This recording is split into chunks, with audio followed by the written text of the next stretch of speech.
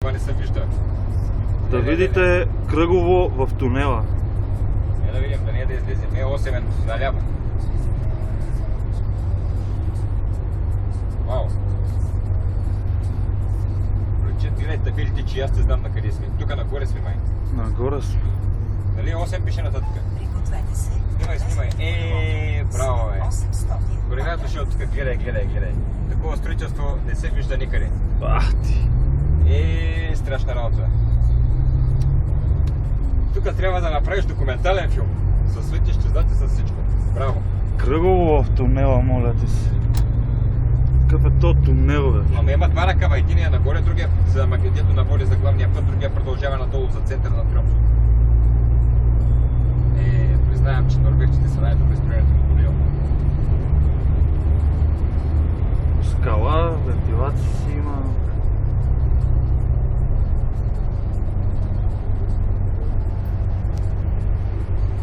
Надясно сме тук, дали? Или кака? Доказва. Как още на моста ще знае къде е?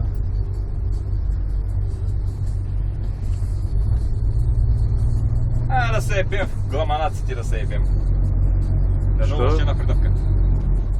Пригответе се да завиете наляво след 200 метра.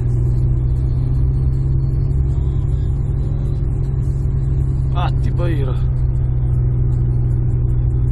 Ние се отдолахме, ако бяхме се върнали по обратния път да завием на колелото на обратна страна, да карат тук тази тъпък бе. Тук е голямото на надолнище. Трумсдален. Рамбот Фьорден. Да бе, много приказващи. Хубаво, че накара на адреса, ма защо не накара да видим през тунела, да видим кръговото, благодаря ти. Тук къде долахме и къде и тук. Бяхме взели обратния път, същата работа. Вземете следващия десен завой. След това завийте наляво. Корабите къде са? Вземете следващия Тук има една десен яхтичка. завой. След Една това в пешеходната завийте пътека, аз не я наляво. гледам сега. Сплатна ли е? Завийте Не. наляво. Красавицата ми тя. Това клип ще го пратя на жена ти. Ти снима ли, бе? Разбира се. Виж сега. До вечера, ако посред нощ усетиш, че нещо става, Карайте да знаеш, че сигурно съм по 1,6 километра. по особено мъчителен начин. Ето го пак моста и аз снимай да я карам. Карай тук, да не отървеме нещо. То няма, сняг няма нищо тук. Това е моста. Рамбот Фьорден. Тук е красотата. Отляво планината се вижда. Тук добре, насам ще ви снимам ето къде е тук. Част от града. Корабите. Гледката е прекрасна, няма как да фана зад оградата на моста. Ето тук. Това е Трьомсо. Най-големия град в северната част, средата на северната част, централна северна Норвегия. Видяхте преди малко кръговото в тунела. Аз да ви призная, пък и Бато и Пацко, такова нещо не сме виждали. Не сме очаквали, че може да бъде направено. Това е другата част от хребет на планината. Не знае как се казва. А сега, обаче, как ще го фана? Ето тук, ето къде трябва да слезнем. Виждате го. Няма как да се фане. Ето го пътя, къде е светлините на фаровете от тук може да се видите. Само ето сградата, която виждате триъгълнята. Пътя е долу под нея. Колелото след 800 метра. Така. Сега след малко се надявам, като завием на това колело в дясно, сграда, където снимахме предния клип сутринта, да се получи хубаво да се види ето го. Сега вече е по-добре. Ето това е Трьомсо. Хубаво е, красиво е. Тук има малко сгради по-високи. Ще се помъча да хвана. Ще се помъча след малко да хвана тук тази част от татъка града, където свети, където ето мисля, че тук вече няма. Да, ето го града. Старая се да хвана възможно най-много голям пейзаж. Ето всъщност, ето тази част, ето тук. Това е градът Трьомсо. Отдалеч, това е от другия бряг. А тази част е врязана само в Рамбот Фьорден. Така. Долу насам. каквото можем да се видим от тази част. Беше по-добре сутринта. Ето сега се вижда идеално. Понеже не е в движение камиона или по-бавно се движи. Така. Това е Тромсо. Ето ти да снимаш някои други неща, но най-забележително това е доброто време. Плюс 5. Градуси ли? Колко плюс 5? Да.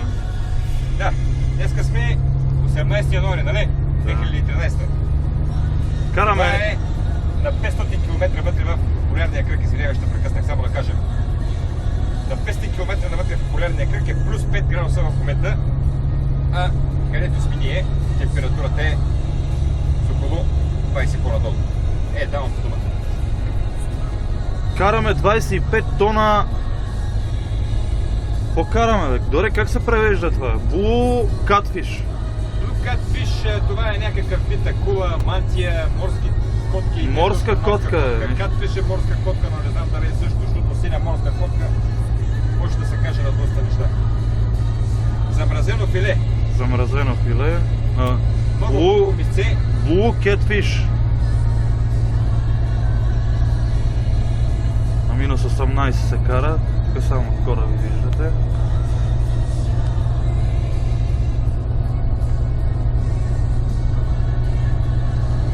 Сутринта много голям снег ни вале. Хората, както виждате, са изчистили. Тук има готини къщички, снимай ги, къщички отляво от тебе. Виж как са направени. Да, еднакви. Това е като хотелски такива бунгала. Всъщност, тяво, които видяхте, май са по-модерни. Поне така предполагам. Камера има някаква на 60. То кораб по 9 тръгна от пристанището. Ето. Ето. Да. Камерата ли към на 60 или на колко е? Да се фотографирам. На 70. 70, ама аз карам с 80. И...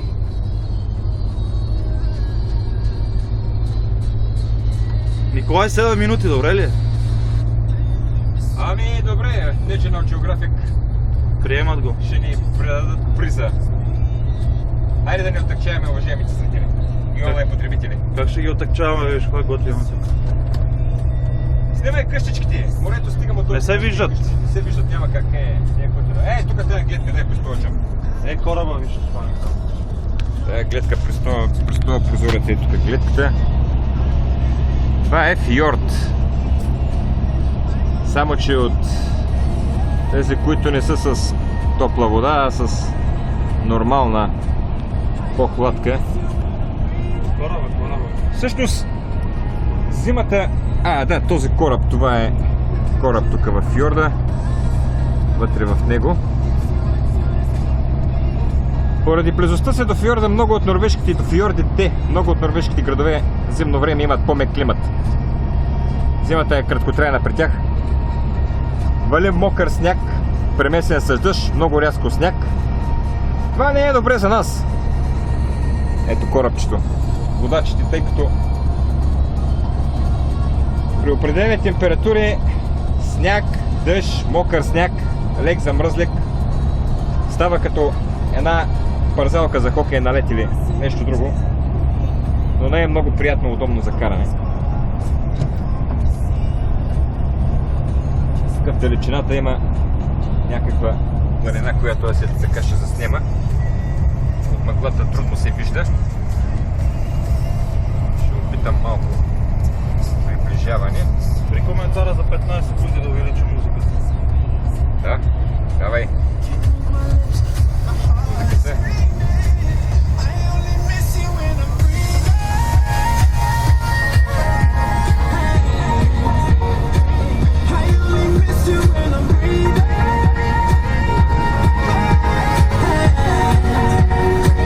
Without you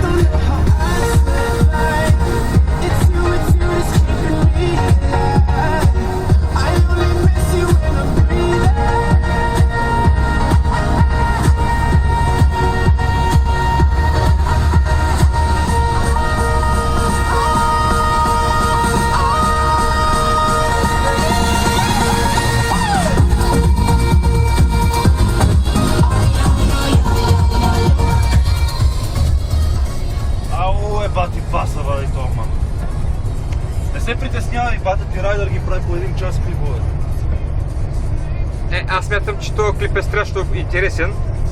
Това според мен е, заради кръговото и заради този мост, е може би най-интересният клип от твоите, от на бата ти райдер, твой голям приятел и така нататък, но това няма да го коментирам, защото това никой не го интересува. Важното е да снимаме нещо по ето го тук. Още една планина, ето от тази страна. Добре. Тук е Йордът.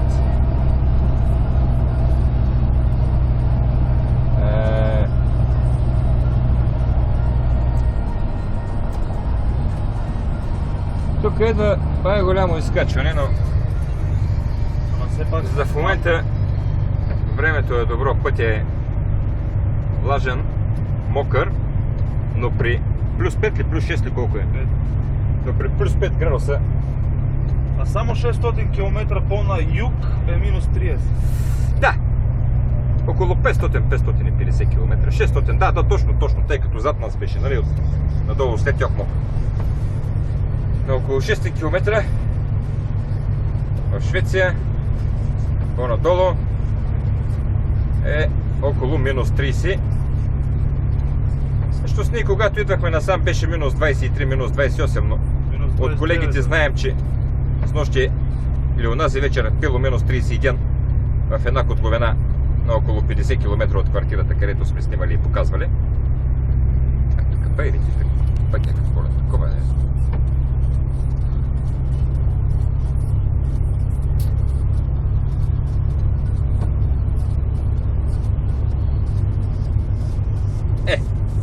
По-нататък по-интересни неща.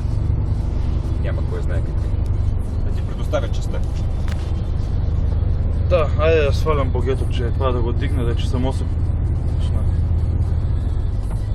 Айде.